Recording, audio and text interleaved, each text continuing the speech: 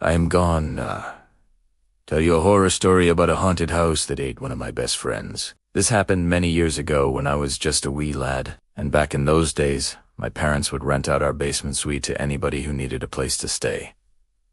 And we had this one guy who moved in. He was there for maybe a week or two. He paid his deposit and first month's rent, and then he disappeared. Didn't say anything. Nobody had heard from him. My parents were very worried. They went up to his room. His stuff was still there, but he was gone.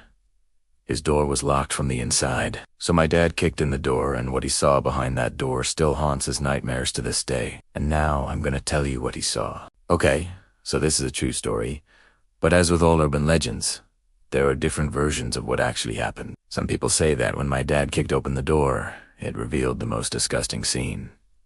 There was flesh stuck to the walls. It looked like someone had been skinned alive and left to bleed out. Others say that there was nothing there at all. It was just an empty room. But either way, this is where it gets freaky. After that, my parents never rented out the basement again. And to this day, nobody knows what happened to that guy or what was behind that door. Okay, end of story, right? No, there's more. You see, the thing about our house is that it's very old and every single room has a door. Well, almost every single room. There is one room in particular that is at the end of the hall and it doesn't have a door. It's just a blank wall. My dad says that this wall has always been there, but I remember when I was a kid, there being a door there. But as the years went by, that door slowly disappeared. Anyway, I haven't even told you the scariest part yet. One night I was getting ready for bed, and I started hearing these strange noises coming from that room at the end of the hallway. It sounded like someone was shuffling around, like footsteps. I didn't think much of it. Maybe it was just some mice or something. But then the shuffling stopped and then I heard a knock.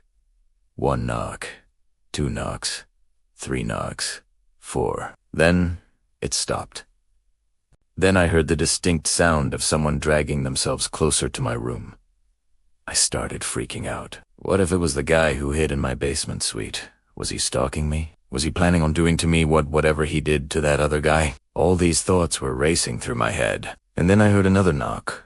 Only this time it was right outside my door. I started screaming and I ran into my parents' room and I hid under my blanket. My mom and dad told me to be quiet, that everything was fine. They probably thought that I was just having a nightmare. And in the morning after they left for work, I got the courage to go check out that room. When I got to the end of the hall, there was a big gaping hole where the door used to be. And when I looked through it, I could see what looked like a dark, dirty, dusty room.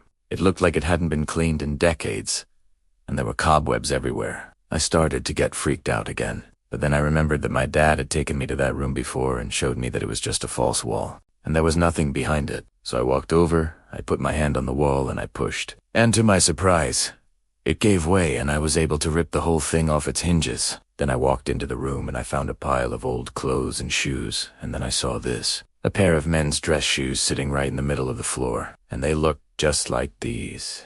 At this point, my curiosity got the better of me.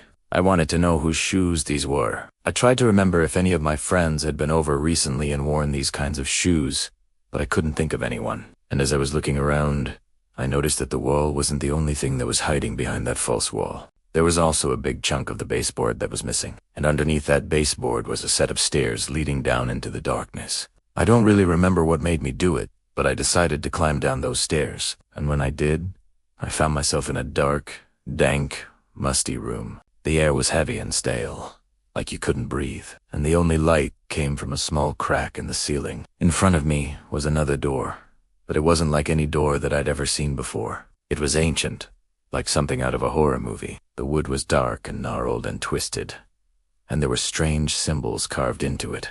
I don't know what compelled me to do it, but I reached out.